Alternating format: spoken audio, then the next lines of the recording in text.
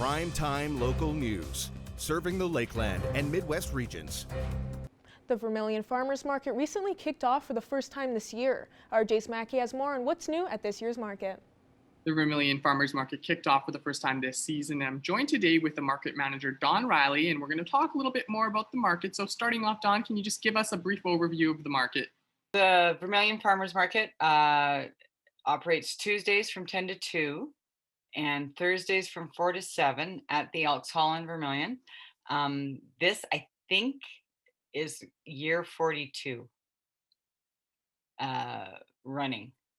And so you guys are kicking off year 42. Is there anything new this year? For people who live in the community, Thursdays are new. We just started that last July because we didn't open till July due to COVID. So that's new for everybody because it's only ever been one day for 3 hours a week. So Thursdays are still new to everybody. New this year, I'm hoping to get more youth. I did get some. For the next 8 weeks, we do have a new vendor every night or every market. And I'm hoping to attract some more new vendors with the home-based boom. I've got the appeal out there of get a hold of me and I'll let you know if you're allowed to sell it at market, if you have questions, if you think it would sell. And I have lots of people's brains I can pick too on whether or not they think it would be a potential sellable item or merchandise. So I'm new at it myself. Last year was my first year. So. And what kind of vendors are at the market on a typical evening when you go to it? So the evening, we usually have a baker or two. We do have a baker on Thursdays that does totally gluten and vegan. We have Watkins both days of the week. We have a Watkins person. We have a Pampered Chef person she'll be back in April. We have lots of handmade items, masks. We have 2 or 3 different vendors that do masks. Thursday nights, we have a lady that sells gnomes, little handmade gnomes. We have a Scentsy rep. We have a Young Living rep that comes a couple of times a month. And then I have a lot of what I call visiting vendors where they can only come a couple of times a month. I have a lady who comes just for Easter, Thanksgiving, and Christmas with baking and Ukrainian. And I have starting next week, Sunset Gourmet is coming. So another home-based, but kind of a commercial, but home-based product. Yeah. There's a lot of variety, it sounds like. Yes. Yeah. So for people, you mentioned earlier that the people that are interested in becoming vendors are still able to reach out and figure things out. So how does the process work and how can they get in touch with you? Okay, so the process is very simple. To become a vendor, and most markets operate this way. There's an application form. Some markets you have to pay a membership. Ours, we don't have a membership fee yet, and I don't believe we ever will. It's a matter of emailing me or getting a hold of me or popping into market and having a talk. There's an application form you fill out just so I have the right information for Alberta agriculture at the end of the season. And the day of the market, you pay for your rental stall, and that's about how hard it is. If you sell food, you have to have a food safety permit, and there's 2 or 3 different ones that you can use, and that's really about how difficult it is to get a table. Is give me a call or send me an email. Yeah. So you were saying that the Thursdays are a new night starting last year. What has the reaction been like to the community to be able to come on that Thursday evening kind of time slot? Teachers love it. Because Tuesdays 10 to 2, teachers could never make it, right? They might get to slip over on a lunch if they could. So we get some teachers. We get people on their way home from work who, again, their lunch hour doesn't match necessarily market, or they don't have a long enough lunch. So we get a little different crowd. And we get some regulars. We have some regulars that come both markets in the week.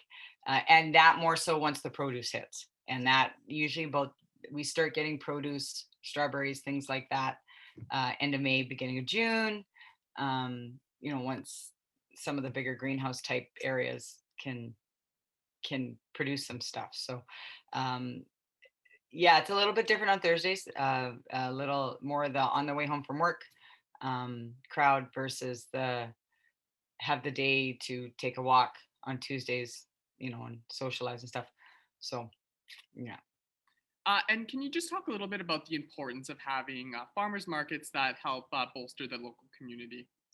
Oh, as the way I view it is, if you come to a farmer's market and you buy something from somebody at our markets, you're supporting a neighbor, which then is supporting your community, which is then supporting the economy of Vermillion and area, the county, I guess, because we do have vendors from all over the county.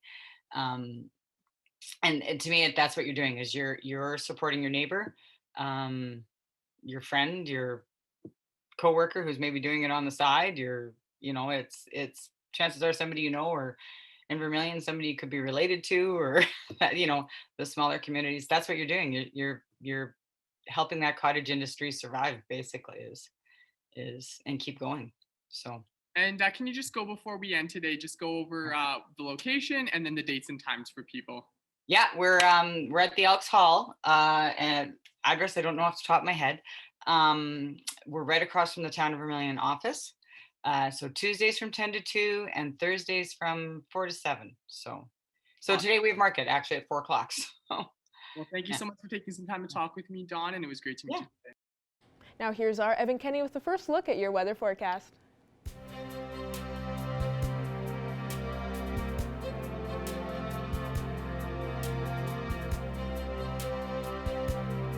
Thank you, Shelby. And unfortunately, I do have a little bit of bad news for people out there. As you can see, the wind chill currently -12.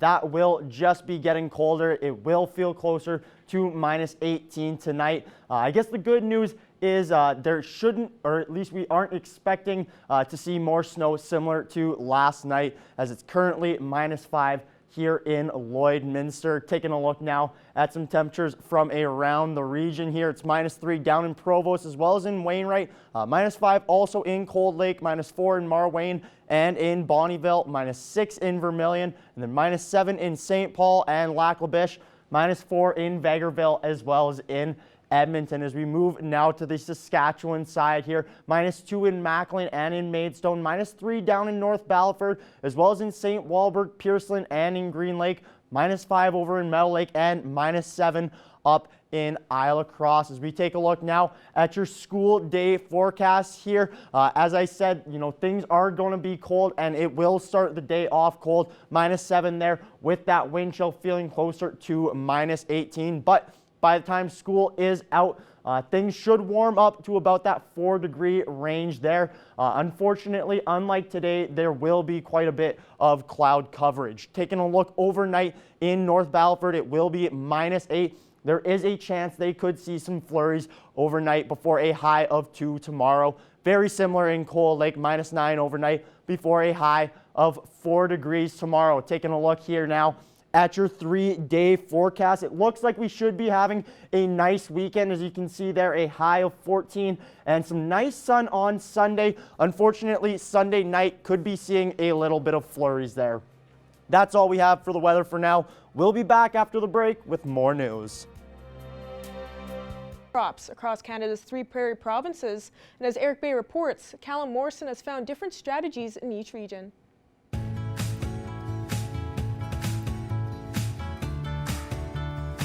Callum Morrison is putting the call out to farmers, asking about their cover crop strategies to see what kind of success farmers across Canada are having. Where are these farmers located? How are they fitting in these cover crops with their rotations? And I really want to see what benefits farmers have actually seen and in what time frame, and also see what challenges farmers have faced. With 650 farmers from Ontario and over 400 from the 3 prairie provinces responding to Morrison, Morrison has already found the timing of cover crop planting moves earlier in the season as you move further west. More and more cover crops are started during some point of the cash crop growing season, and that's to get around, I think it's to get around the dryness that is often seen the further west you go in the fall, but also due to the often shorter growing seasons as we go further west. The farmers participating in the study range from southern Alberta near the U.S. border all the way to northern Ontario, with roughly half the respondents saying they don't grow a cover crop. Even though cover crops are still grown by only a minority of farmers, they are being used by a very diverse group of innovative farmers. The study will gather information for another week before Morrison will begin to break down its findings. Eric Bay, Primetime Local News. Now here are your agricultural prices for today.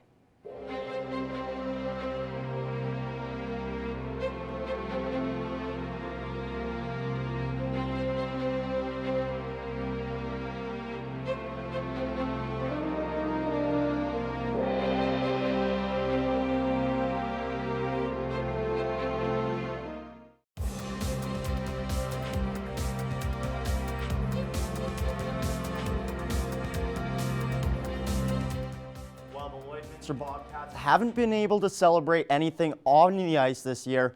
Off the ice, the team and community can celebrate the local talent on the roster. To start the 2020-21 season, the Bobcats had 5 players come through the minor hockey program.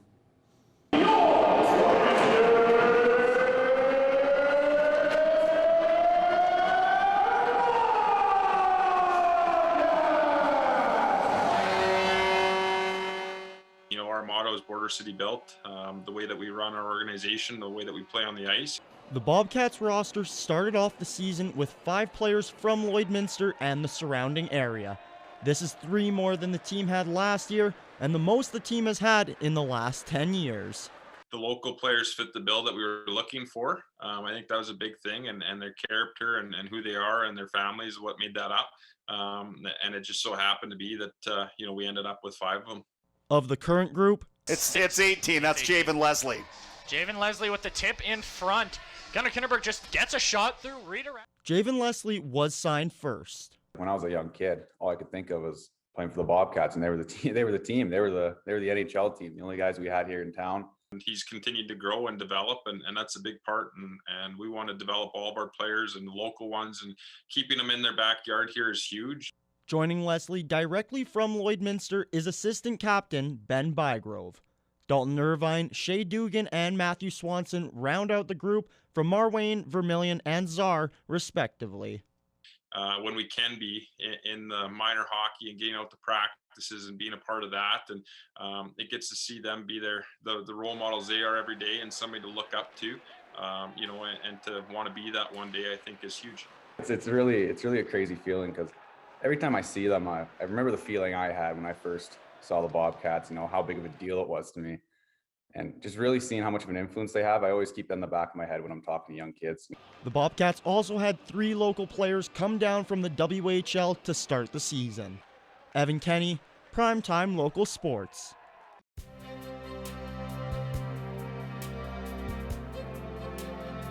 Well, let's take another look now at your evening forecast. Still -5 degrees here in Lloydminster. The same can be said for Cold Lake as well as Athabasca. It's -4 in Edmonton, -2 in Red Deer and Rocky Mountain House, -3 in Edson and Whitecourt, and 0 all the way over in Jasper. As we take a look now at the Saskatchewan side here, a lot of -2s on the board in North Battleford, Saskatoon, Melfort, and in Prince Albert, -5 over in Meadow Lake. As we take a look now at the northern parts of each province here, -4 down Flin Flon, -7 in La Ronge, then -9 in Buffalo Narrows, La Loche, and in South End, -13 in Wollaston Lake, and then -11 up in Uranium City, as well as in Stony Rapids. Moving over to the Alberta side here now, -5 in Grand Prairie, -6 in Slave Lake, -8 in Peace River and in Fort McMurray, and then -10 in Fort Chipewyan. Fort Chipewyan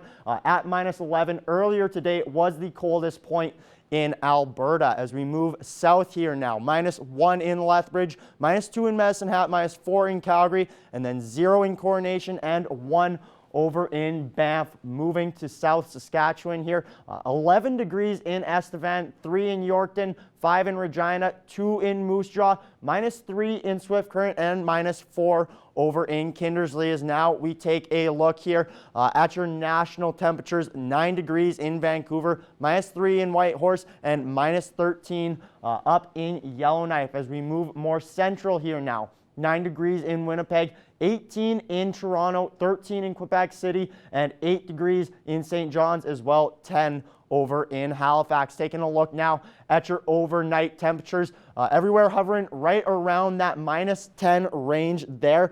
Here in Lloydminster overnight, it will feel colder with that wind right around -18. Taking a look now at tomorrow, things should warm up a little bit. As you can see, 5 degrees in Lloydminster as well as in Vermillion and Maidstone. The rest of the region hovering anywhere from that 1 degree mark to about 6 degrees there. As you see, Vegreville has the highest of the highs for tomorrow. Taking a look now at your 7-day forecast, things should warm up for this weekend. A little bit of sun on Sunday, but unfortunately that could be followed Sunday night with a little bit of precipitation. We see it there on Monday, 75% chance that we will see that precipitation.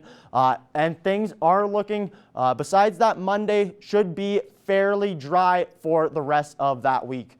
That's all we have for the weather for now. We'll be back after the break with more news.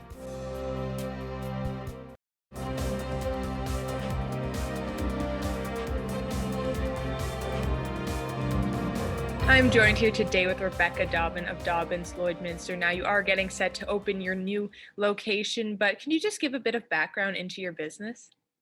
So here at Dobbin's, we started off as like a health food store and growing our own produce, and we had to evolve with the market. There just wasn't enough market share for us doing health food and stuff, and we slowly brought in some unique items and trinkets and candy, and we noticed that those sold really quickly in our economy, in our local market, and we just kind of slowly added more and more candy over time, and eventually just became like a full-on candy store, and it's just been amazing since. So yeah. And how has the business and community support been so far during the pandemic?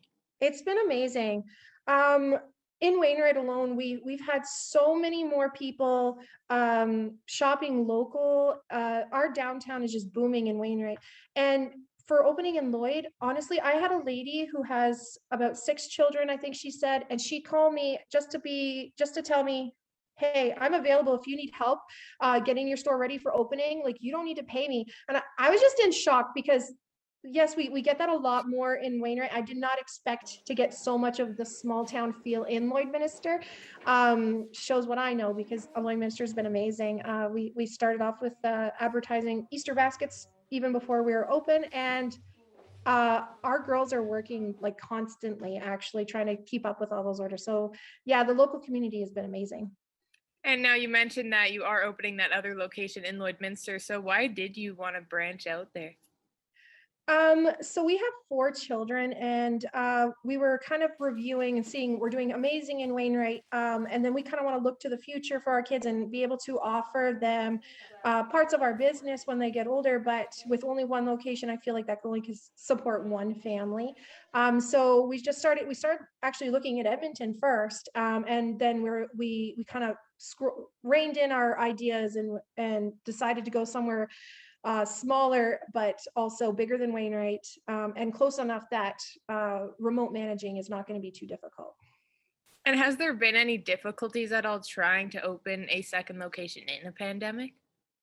Not really many difficulties for us. There is lots of, sadly, there's a lot of businesses that shut down during the pandemic.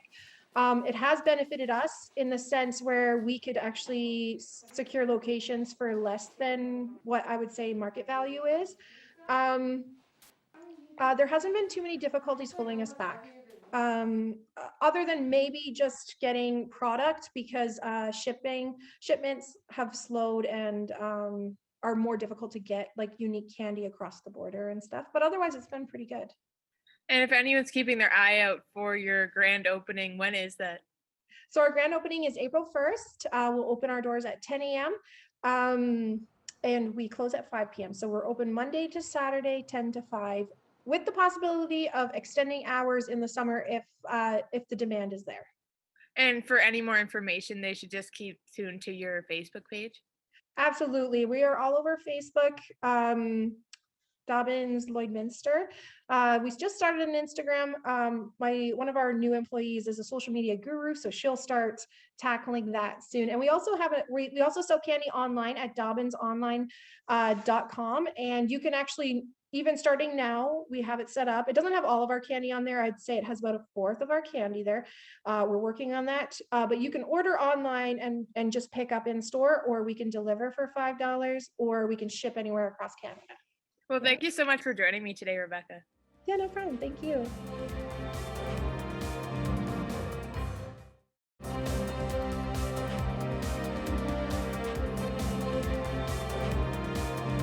Joining us for Primetime Local News is Rose Reisman with a new Canadian cookbook.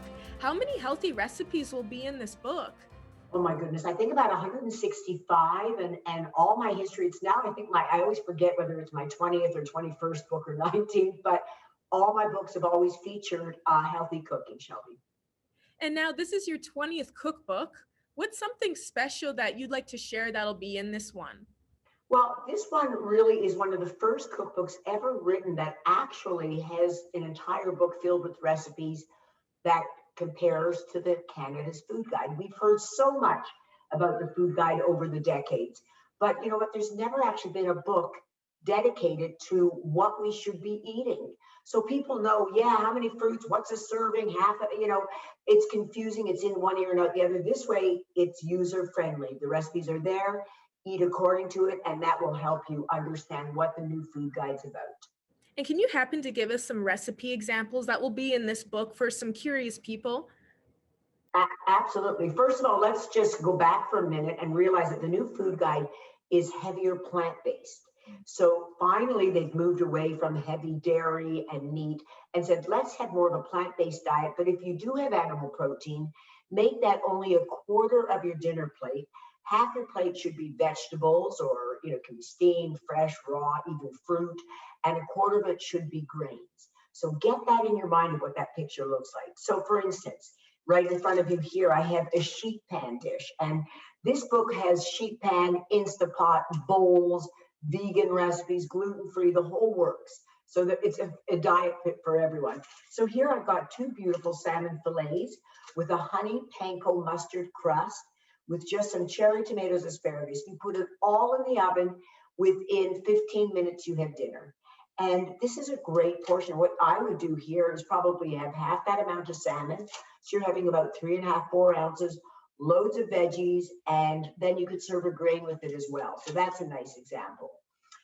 Another one is using greens. So here I have a panko crusted Caesar chicken with a kale and chickpea salad. So as opposed to having it over tons of noodles or potatoes, chickpeas, Caesar dressing, chickpeas, kale, and a delicious roasted chicken. So again, you can see you're going to have more greens, a little less chicken, but you're going to feel full for sure.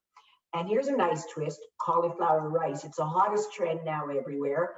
Instead of just having rice or couscous, you grate some cauliflower, you can buy it grated, and here it's a Middle East dish. I've got Middle Eastern spices, apricots, almonds, cranberries. This is outstanding. And you could have half your plate of this because that's a vegetable. And then last but not least, you got to have dessert, right? So this one is actually gluten-free carrot and dried cranberry loaf. And it's outstanding, made with almond flour and coconut flour.